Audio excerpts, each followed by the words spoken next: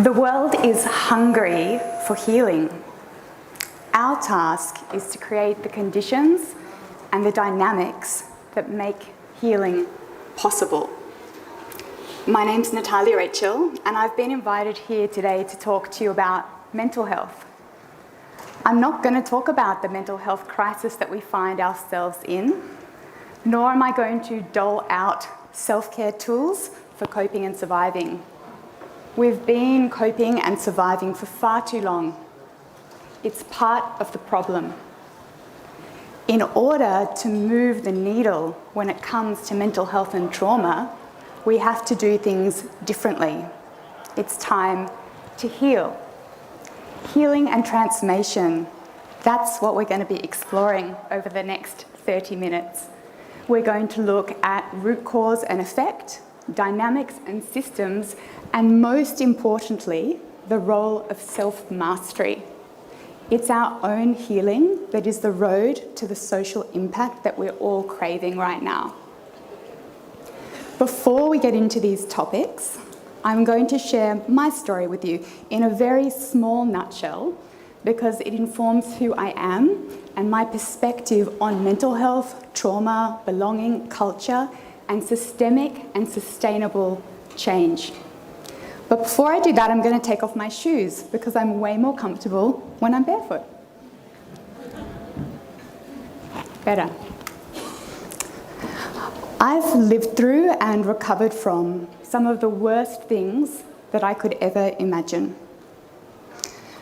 At age 7, I knew that something wasn't quite right in my world. I grew up in an abusive environment. But back then it was just my normal. I didn't know any better. But the trauma that I experienced then went on to inform the person that I became. My personality, my body, and my relationships. I was an amalgamation of surviving adaptive responses and coping mechanisms. Unconsciously, my mission became about 3 things. 1, survival. 2, belonging. And 3, to hide, to make sure nobody knew how I was really feeling, which was terrified, confused, deeply lonely, and brimming with shame and imposter. What's wrong with me? Why am I like this? These were the questions that I asked myself daily. These are the same questions many of us are asking ourselves today or wondering about each other. What's wrong with her? Why is he like that? Why are they behaving that way? As an aside, that essential question, why am I like this, is the title of my book that's coming out with Penguin Random House in August. I'm really excited. Thank you. When I was 17, I couldn't keep it up anymore. My performative or external shell, it started to crack. And I was clearly angry and disinterested. My schoolwork started to suffer. I started talking back to my parents, and I was marched to the doctor's office. Something is wrong with her. Make her better, my mother implored. To cut a long story short, I was misdiagnosed with bipolar disorder. I was put on a triple cocktail of meds, an upper, a downer, and an antipsychotic, just enough to further scramble my already scrambled psyche.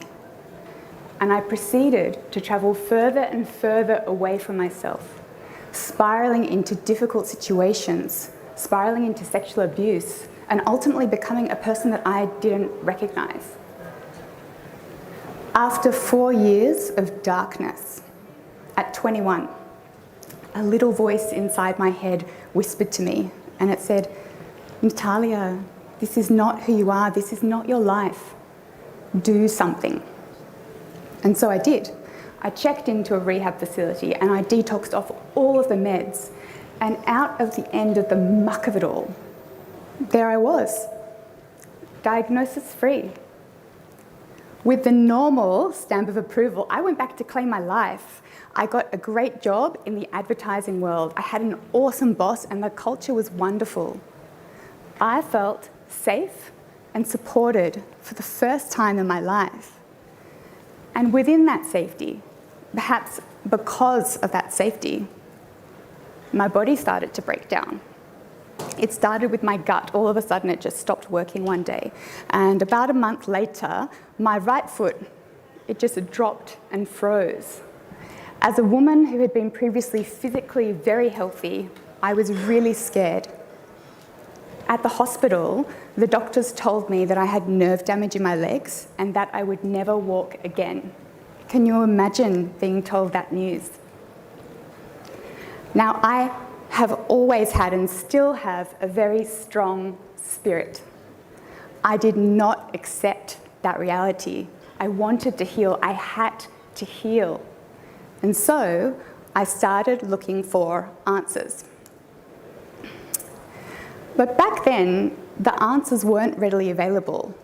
Not within the context of mainstream health or mental health care, not within the context of complementary health, or within the realms of spirituality in the world of energy. I looked everywhere. And sometimes I'd find something that would help me cope or feel a bit better for a little while, but it was never sustainable. It never really helped me to heal.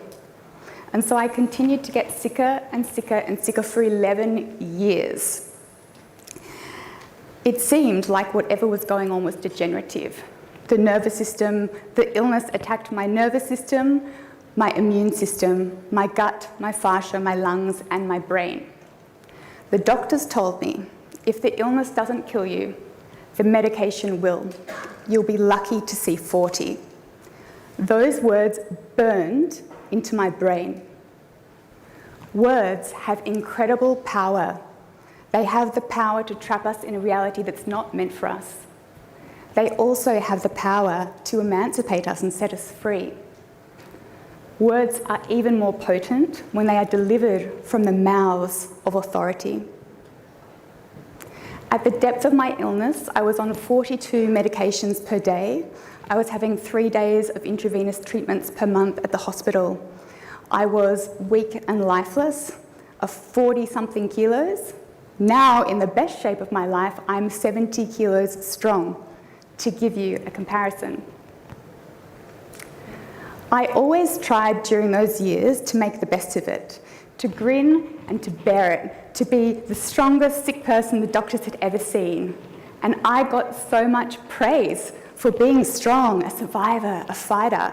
And that praise had me continuing to try and fight, ignoring the whispers of my body and the calls of my spirit, until one day I couldn't anymore. I just broke down. When my second child was 6 months old, I ended up in the hospital, barely functioning, for 2 months. And then in rehab, literally learning to walk again for another 3. There is something incredibly humbling about being incapacitated and helpless. It gives new meaning to the little popular word, vulnerability. In the ashes and the rubble of my pain, that same little voice spoke to me again, and it said, Natalia, it is time to heal. There's a different way to be here. Listen. And so I did. I began to listen to the whispers of my body and the calls of my spirit, and not only to decode them, but to respond. No more coping and pretending everything was fine. No more coping mechanisms at all. I surrendered them all. And as I surrendered, I began to heal. But let me tell you, it was a process to heal my trauma and reclaim my physical, mental, emotional, relational, and spiritual self. But here I am. I'm pleased to report that this year I turned 40. So those doctors' words about not making it to 40 are well and truly gone from my psyche. My trauma story is not unique. There are millions of people living similar stories. My journey to heal is unique. Slowly and surely, I managed to build a life for myself full of peace and power, where I could live in ways that were sustainable, authentic, and collaborative.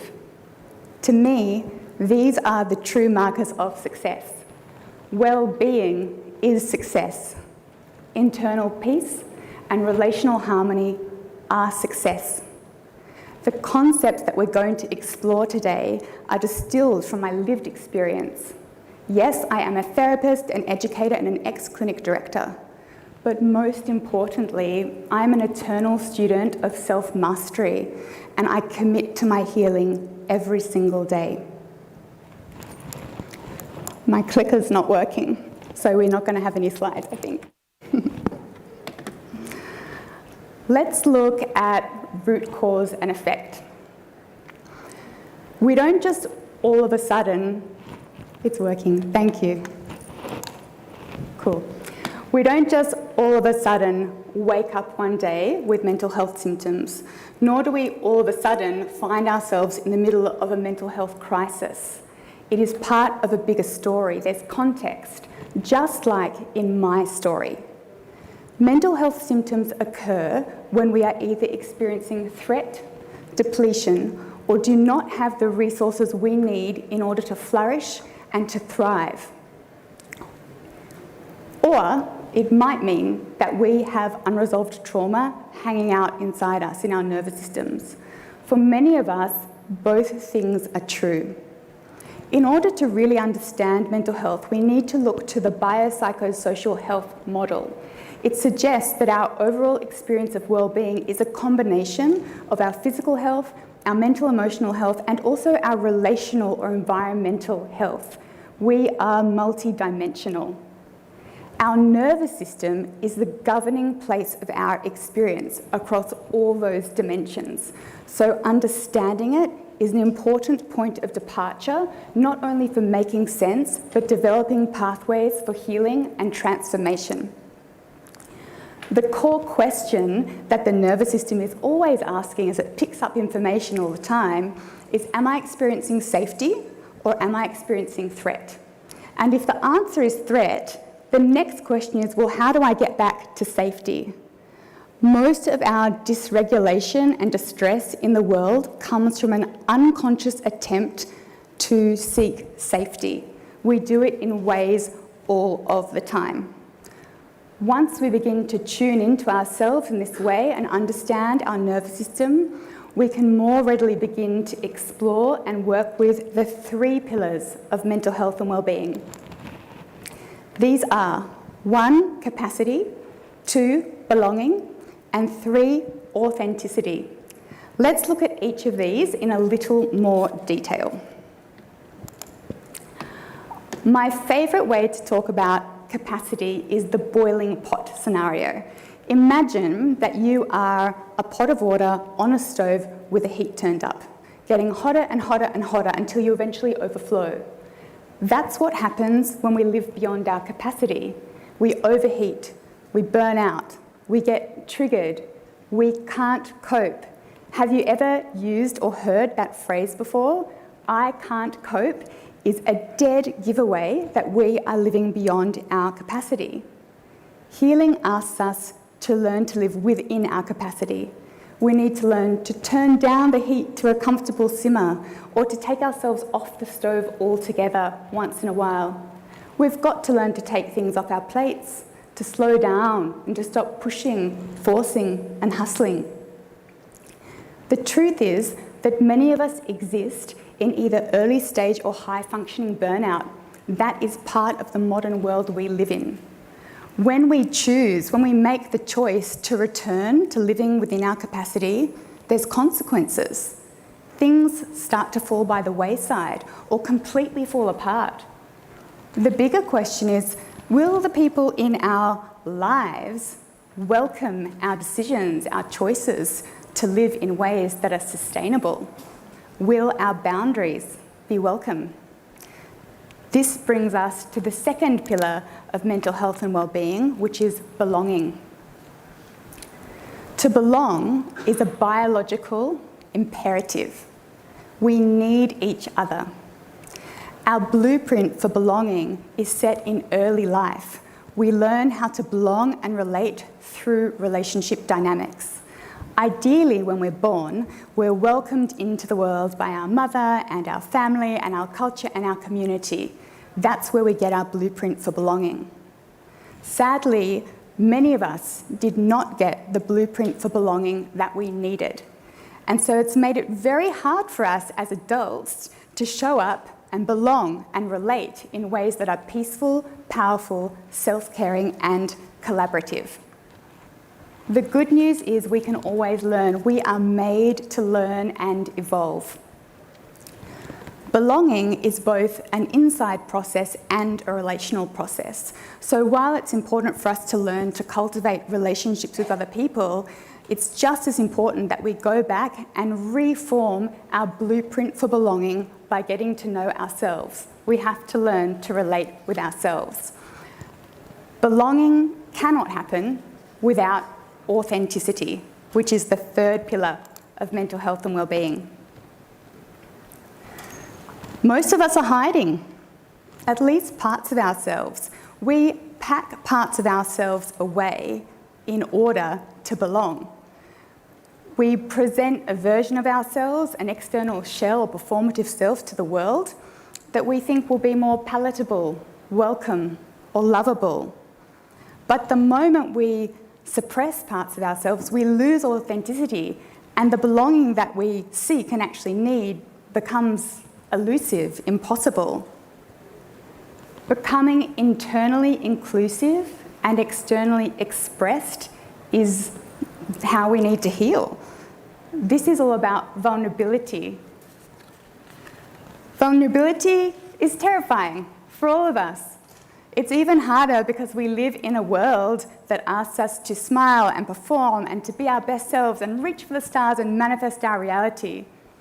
It's not really safe for us to show up and say, well, I'm having a bad day today, or I'm not feeling well, or I'm just totally uninspired. And all of these things happen regularly. Every time we lose inauthenticity, we can't belong and we'll feel like something isn't right in the world. When we suppress ourselves, it can lead to illness, mental and physical. I mean, that was my story. I suppressed all of my trauma and it started showing up in my mental health and in my body. It took me to near death. I have worked with so many people who have similar experiences, packing away their grief, their anger, their shame, their confusion and fear, and having it leak into their bodies, show up in their mental health, or fizzle out into their relationships and the world around them. Now, not everybody's going to get sick from not being authentic. As with everything, there's a spectrum. But when we lose authenticity, we will likely feel that something's not quite right in our world. And it might be from a niggle of disconnection all the way through to feeling like we're an alien in a human body, an imposter. I invite you to consider all of the ways that you may lose authenticity every day. We all do it in very subtle ways that build up over time. Here are a couple of examples of how you might do it. One would be in response to the question we get asked many times a day, how are you? Our often inauthentic response is, good thanks, fine thanks, when sometimes the authentic answer would be, actually I'm feeling really terrible and I want to curl up in a ball and hide today. But we don't say it. Another common place where we commonly lose authenticity is when people are seeking our agreement or approval. So the question might be along the lines of, is that okay for you? Does this work for you? And our often inauthentic response will be, yep, no worries, sure, all good.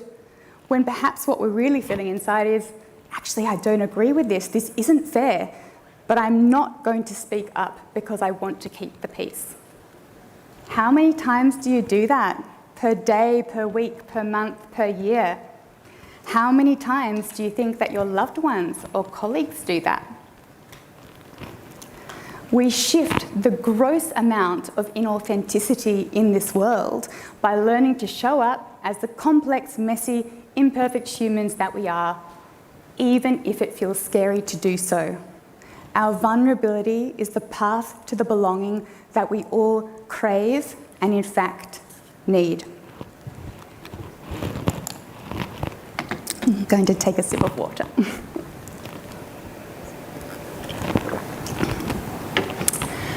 Now that we've explored the 3 pillars of mental health and well-being, I'm going to talk briefly about trauma. Back when I was dealing with my physical and mental health issues, nobody was talking about trauma. Fast forward to a few years later, some years later, I was building health clinics in Singapore. And we were all about trauma healing. But our market research showed that the word trauma was too confronting and wasn't consumer friendly. So we built an entire brand about trauma without using the word trauma at all. We were a Trojan horse, and we became the place to go in Asia for people that were struggling with unresolved trauma, which was often showing up as physical or mental health symptoms that weren't resolving with mainstream care. Fast forward to now, the whole world's talking about trauma. We can't ignore it anymore. We are living through a global trauma on many levels, and the effects are showing up in our mental health and in our physical health and in the way we relate with each other. Trauma is when a past experience of threat is living and breathing in us now. It moves through relationships, cultures, and communities. Trauma is generally an unconscious, non-verbal, and somatic experience. It's felt. It shows up as sensations, emotions, and relating patterns. We are very quick to dole out labels like mental health, and another one that we commonly dole out that I'm not a fan of is the toxic label. Most of our dysfunction at all of the dimensions that does not resolve with mainstream intervention has an origin of trauma. We need to stop labeling ourselves, using band-aids, and shaming ourselves and each other, or we will not heal. It's time to go to the root of the issue. It's time to have these conversations about trauma and make pathways to healing accessible and digestible for everybody.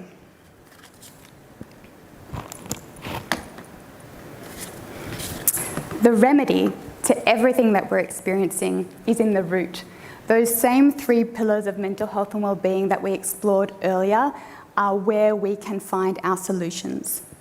In order to begin to live within our capacity, we need to work with energy sustainability and nervous system mastery.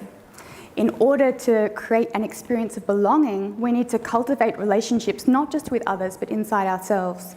And in order to be able to show up authentically in this world, we need to start being vulnerable, even if it's scary to do so. This is the remedy.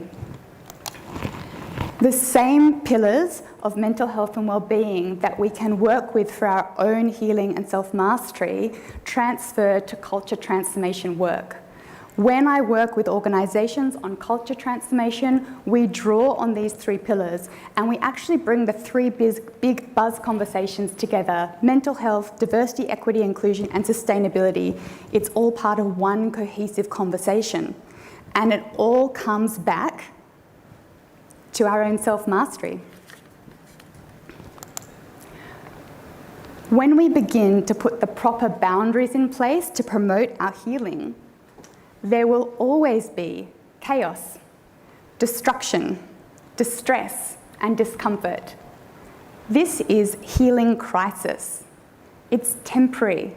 Our task is to cast our vision forward and hold ourselves and each other through it with a whole lot of compassion.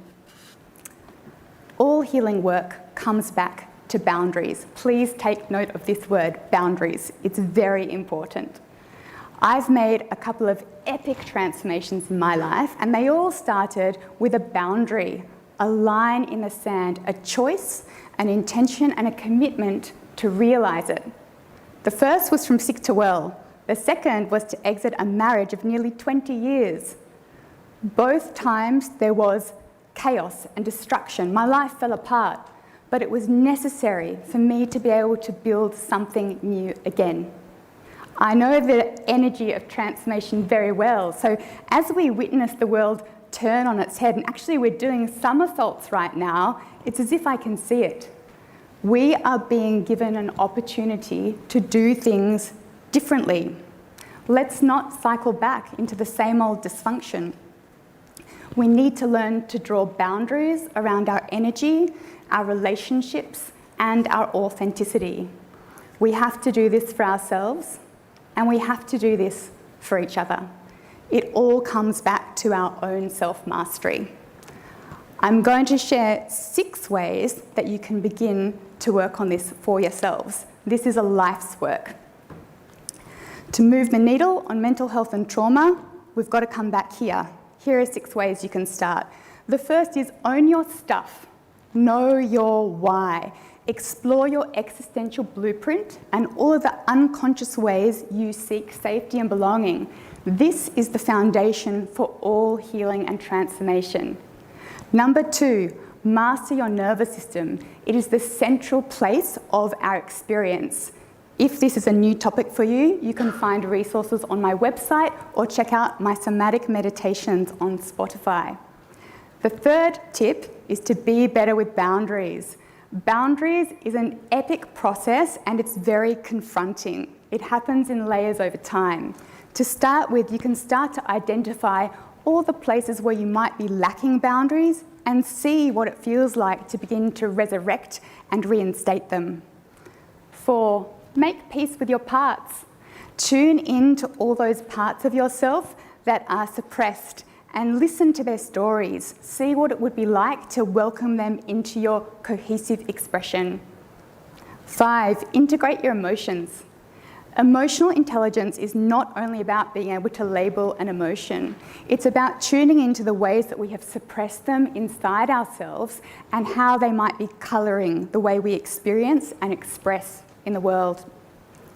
And most importantly, number 6, extend empathy and compassion to yourself and to others through the process. When we heal, we are in uncharted waters. We might take a step forward and 2 steps back, make a huge leap and then find ourselves back in an old black hole. It takes time, process, learning, unlearning, relearning, and most importantly, kindness. Our kindness is the greatest healing elixir of all. The goal of our healing journey is to embody peace and power. In fact, the final chapter of my book, Why Am I Like This, is called Embodiment, the Laws of Peace and Power. In it, I share everything that I believe we need to live by in order to create an experience of internal peace and relational harmony.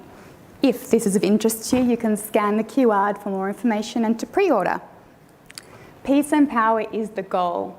So as we close today's session, let's take a shared moment of intention to move towards it.